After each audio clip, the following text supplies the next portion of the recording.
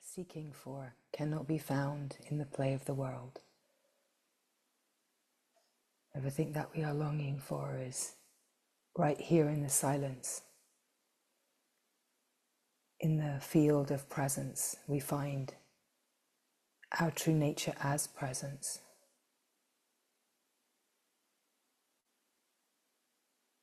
And as the words come, it's about a resonance. Discovering that who I am, what I am, is not the mind-body in isolation as a separate island. In the silence, we discover the unity, the unified presence that is shared by all.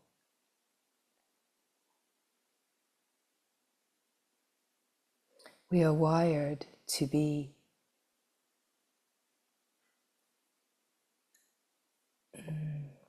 attuning with the resonance of our divinity, we could say, our purity. We're wired to know that there is only one and that we belong to everything.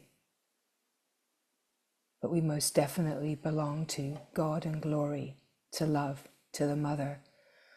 We belong to the all that is. And in the discovery of our true essence nature, we discover that the nature of everything has the same essence.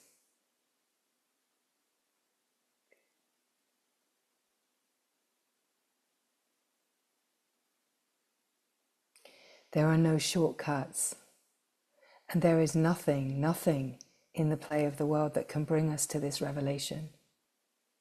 However much we get enchanted by new possibilities, new ideas, new techniques, new adventures, there's nothing of the world that can bring us to this revelation. And yet, the adventure of life can support us in the unwinding of the discordant frequencies that we identify with, that creates identity and persona and a belief in those identities that are divided and separate. Identity is very tricky because it can be so very subtle, the ways that we identify. And so in a way where the grace is resting, is in the presence where there is no identity. There's nothing to identify with, although the mind will try, that is for sure. But in presence, there's nothing to identify with. There's just an expanded, undivided field of silence, of stillness.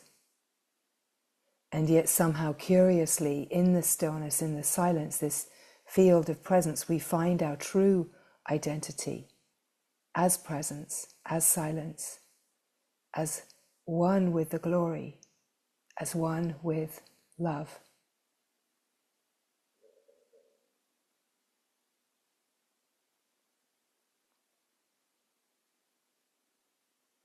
In a way, the play of life is refining us so that we can find the answer to the question, who am I? In the silence of the heart.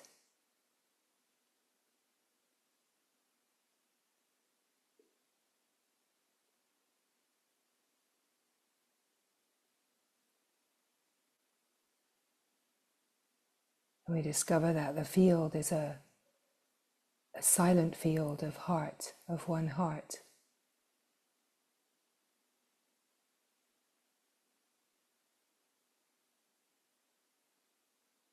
That we are truly,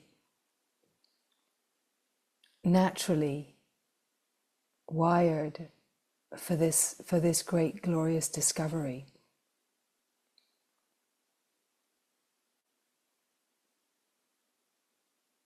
And yet how we are with this adventure will be entirely unique. And there's many factors and nuances that will affect how we are with this adventure. But essentially,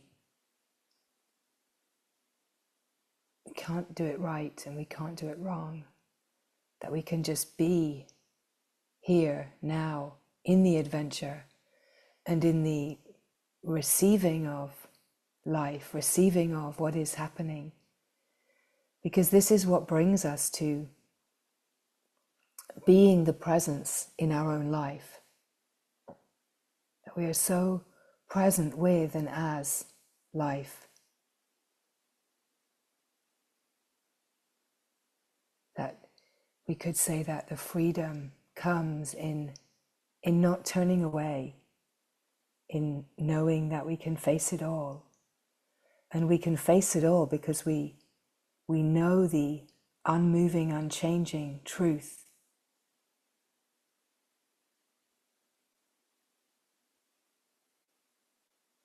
And we have to come to this revelation in a way that is without question and without doubt in our own lived direct experience. Because what we can be sure of is the world will always be offering us another possibility.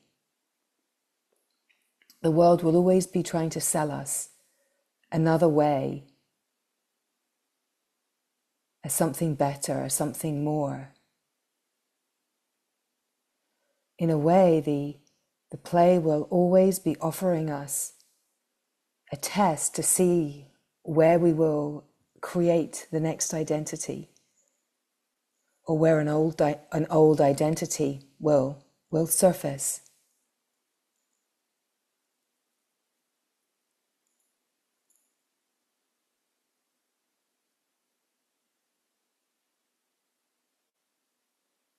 There's truly nothing to hold on to.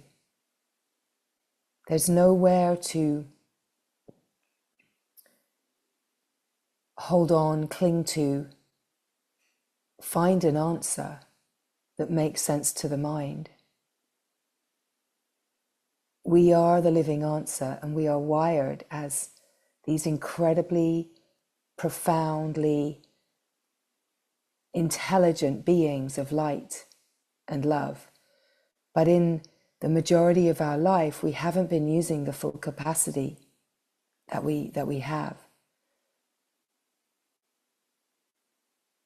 And somehow in this adventure of life and the way that we have been conditioned, we're conditioned to want to keep processing, want to keep engaged.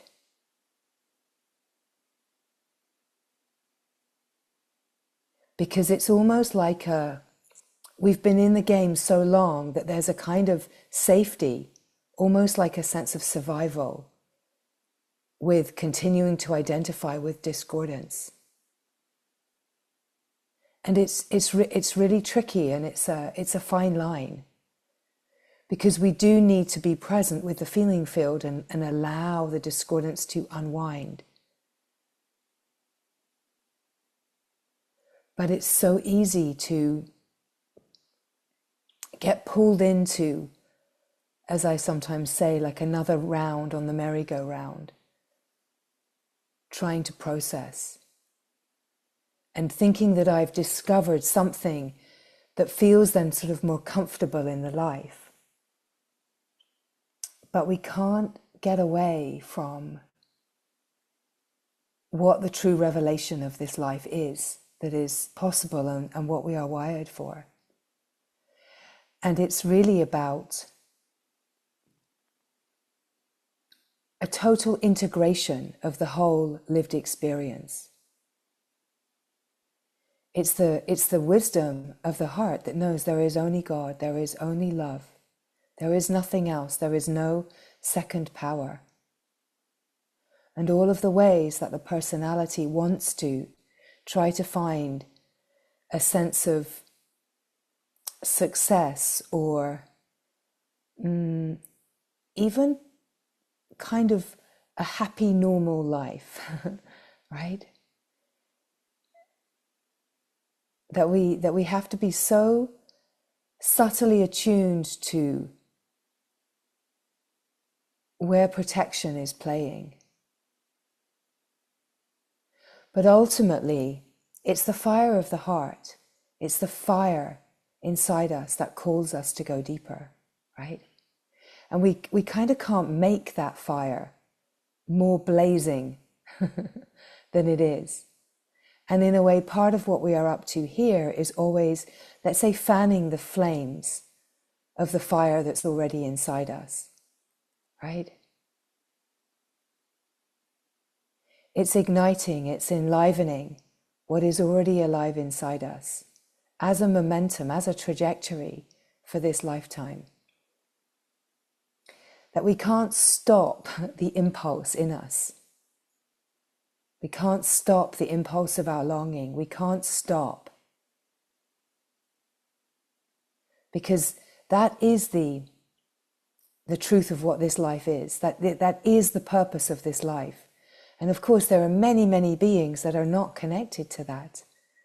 But they are connected to desire. They are connected to a sense of wanting love, of recognition, to be seen, right? And every being is trying to find that in their own way. But when we come to the sense of that this longing is to reconnect to the source, to God, to the glory, to love, to the essence, to find what we belong to over trying to belong in the world and trying to seek safety in the play of the world. Let's say the adventure gets a whole lot more exciting because essentially the seeking in the play of the world is the merry-go-round. It's like, here's another round, right? We know that it keeps repeating, it keeps repeating. The same themes keep coming around. We can recognize it. And yet we can feel like, well, this feels really familiar, or, oh goodness, not this again. And it's not that there's a failing when it keeps coming around, it's just telling us there's more to see through. But when we have the opportunity to see through, we do have the possibility of seeing through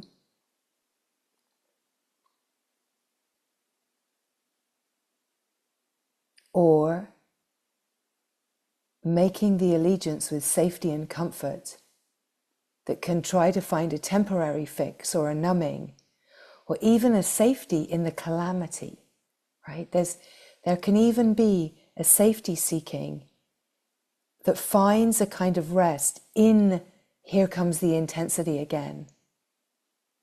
And even though everything in the personality might seem to be resisting that,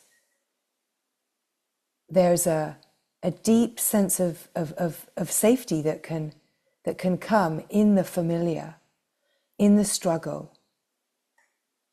Because at least the struggle keeps me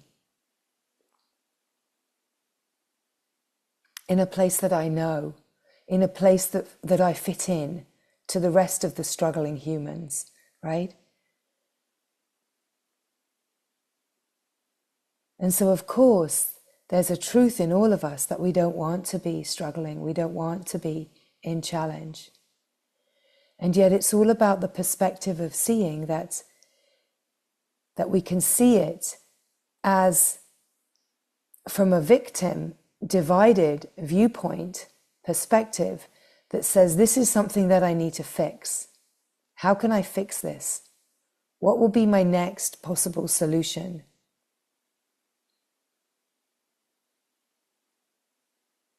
What will kind of give me a little bit of a sense that I'm doing something, a sense that this is going to work, this is going to be it, right? It's like, what can I do next? And there's something very satisfying in finding something, whether it's,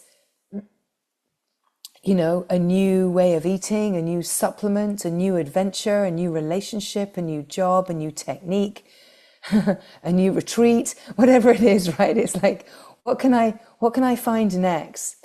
There's a great grace in like, oh, I think I found the thing that's going to solve the problem of me. And we could be so committed and sincere in that, of course, and so gung-ho in it. But ultimately, as the old adage says, you know, wherever you go, there you are. Because ultimately, the solution that we're looking for is finding the resolve in what we belong to and where true safety is, through coming to know the being that we are and to truly rest in the stillness, in the silence. And it takes as long as it takes, right? We're never failing. This is an adventure, right? And it's an adventure of many pathways.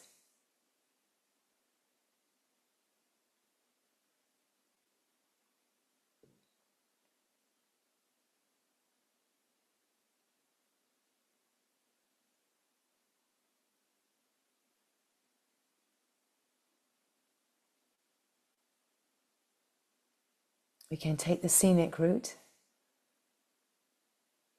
or we can come straight to the heart of it all, in the stillness, in the silence, in the presence of being.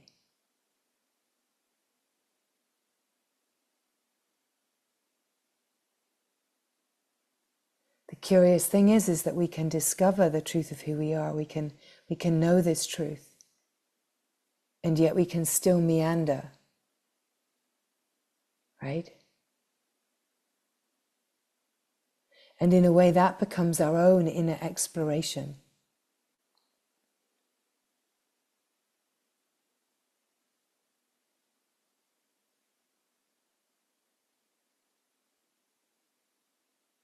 It takes as long as it takes. We are eternal, infinite, unbounded beings. We belong to the one being, the one presence. And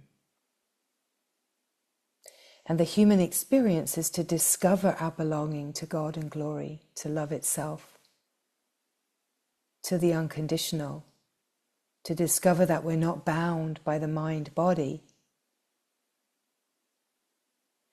But our lived human experience is also to integrate that and be a vehicle that brings that wisdom light to the surface of life. That we're not here to check out of the human experience and kind of rest in the absolute. But we're here to open to the absolute and to, in a way, allow our whole system multidimensionally, including the body, to be flooded with the light divine, so that we are a living, resonant frequency emanation of what divinity is, an embodiment of love.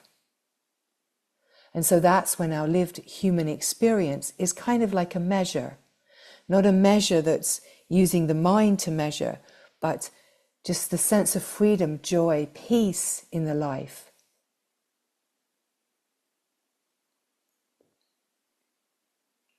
Is how we start to realize things are changing. Things are changing, right?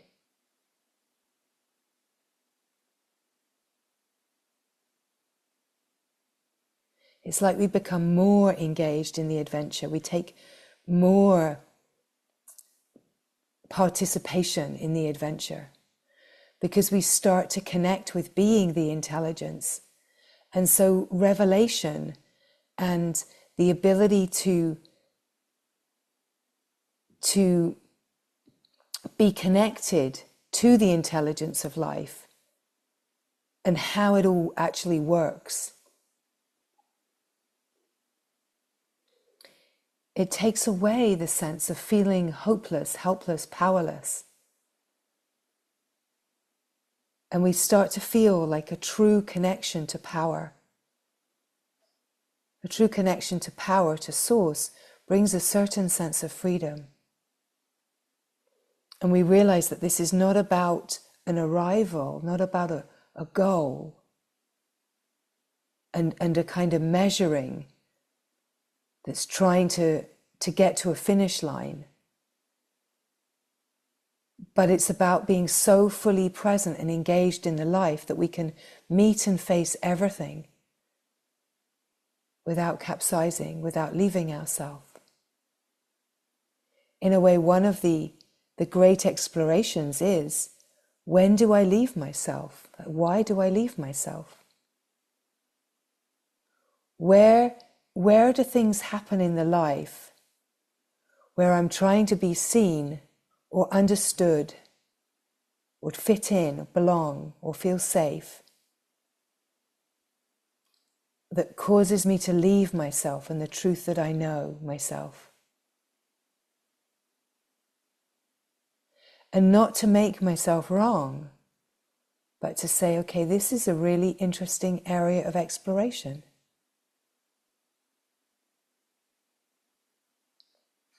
Can I bring love? Can I bring presence to how this protective mechanism is functioning? Because in a way, the lived experience is about bringing the light to all areas of the life. And the lived experience is the adventure for that. It's the means for that, right? So that we're not seeing the lived experience as some kind of disaster or failure or lacking in some way. We're recognizing, okay, I'm creating this. I have total responsibility here, not as someone, and definitely not as someone who's failing or creating a disaster show, a gong show, but as a consciousness that is wise and kind, a consciousness that is attempting to bring forward all of the possibilities for us to meet ourselves and to unify through our lived experience, to integrate our lived experience. So we're always in exactly the right place. Everything that's happening is always exactly what the consciousness is creating for us. There's never a mistake. Seeing it as a mistake is just a protection, right? That I've done it wrong, or I shouldn't have come here, or I knew better, or why did I say yes to that? Right? It's all part of the game. To not make ourselves wrong in that, because if we kind of felt like, well, I kind of knew it, I had an intuitive knowing of that, but I still stepped in. It's like, well, that's because there's a part that doesn't know it all the way through, and it's being given the possibility to be brought into the embrace of love. So if we can be meeting ourselves with this kind of kindness and care, patience, now we have the possibility to start really including and receiving ourselves in presence. In a way, when we speak about being with the feeling field, we're speaking about presence, because true presence is open and available and receiving this moment in its fullness. And so then it's natural to be with the feeling field, because the feeling field is the aliveness of this moment in its entirety. And here we feel for sure where there's discordance, but we also feel and sense the sense of the ground of being, the presence. We feel and sense the stillness, the silence as a frequency, vibration, as a resonance.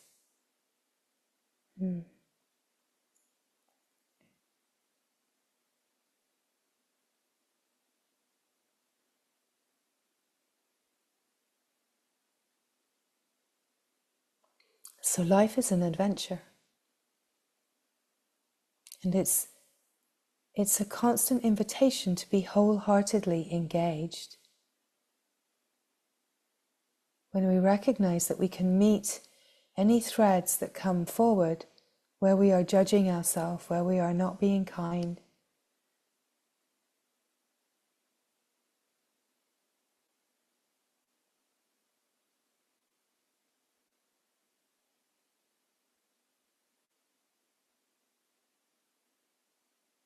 then we can meet the energies that arise.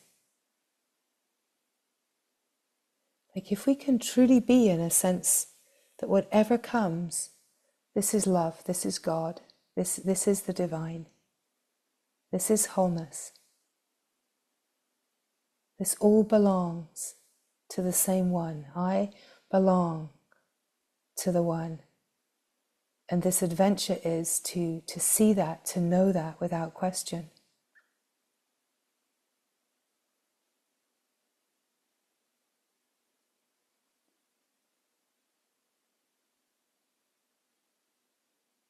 So then to recognize the moments where there's a softening into that knowing,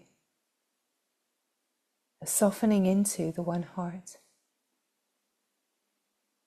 And wherever there's a sense of discordance, judgment, opinion that is divisive, then that is an opportunity to reconcile that part of us in the one heart.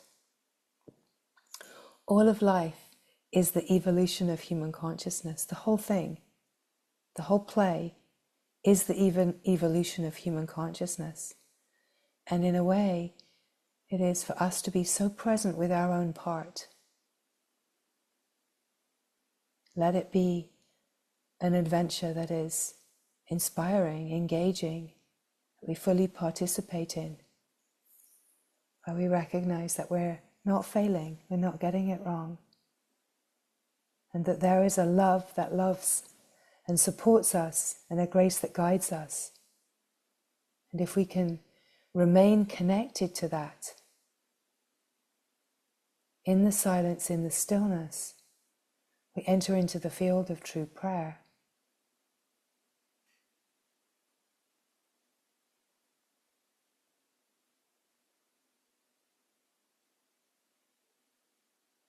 Where we find the knowing of the heart, whether that feels like the love of God, the love of truth, whether it feels like the knowing, felt sense of the being.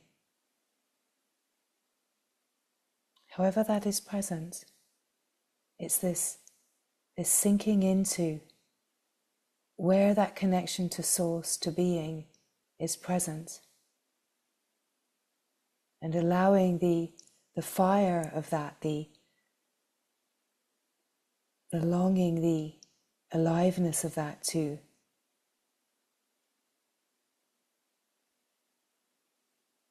consume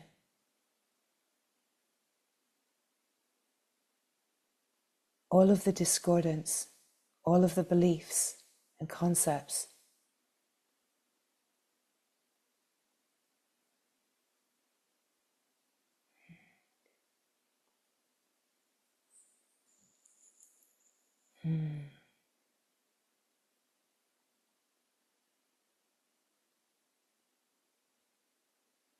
All of the life is part of the wholeness, absolutely everything.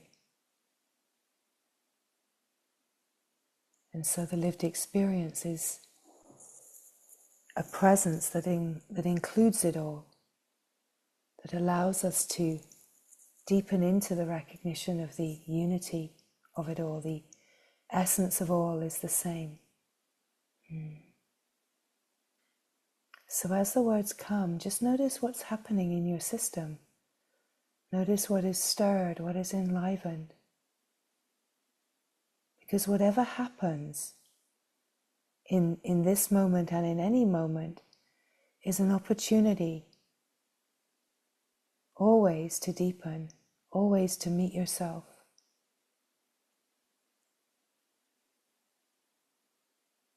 There's no mistake, there is no wrong.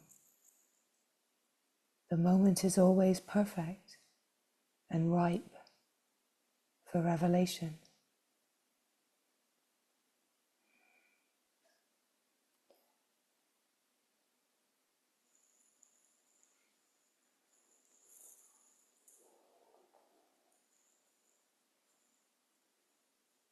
So just noticing what is alive in the heart as the words are coming.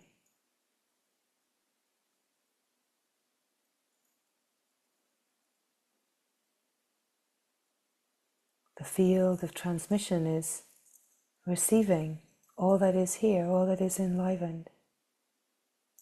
The field of light, of love, includes it all, receives it all, welcomes it all.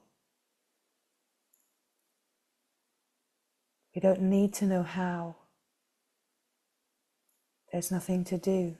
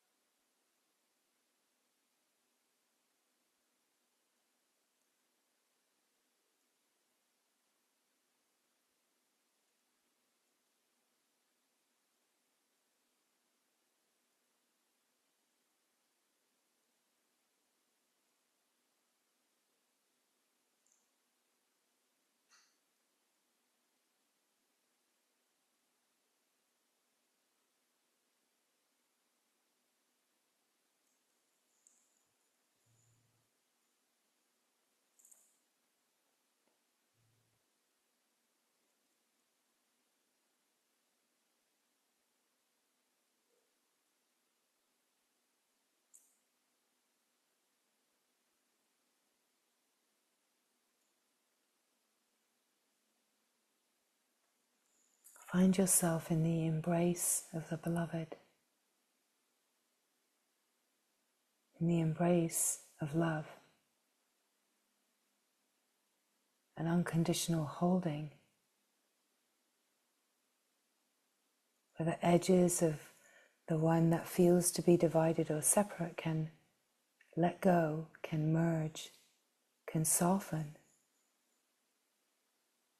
and can find its true place, true belonging, in a resting, where there is simplicity and peace, even bliss, we could say. Right? True peace is like a bliss. Bliss is the flow of life when we are one with it. Bliss is the current that carries us when we are one with it.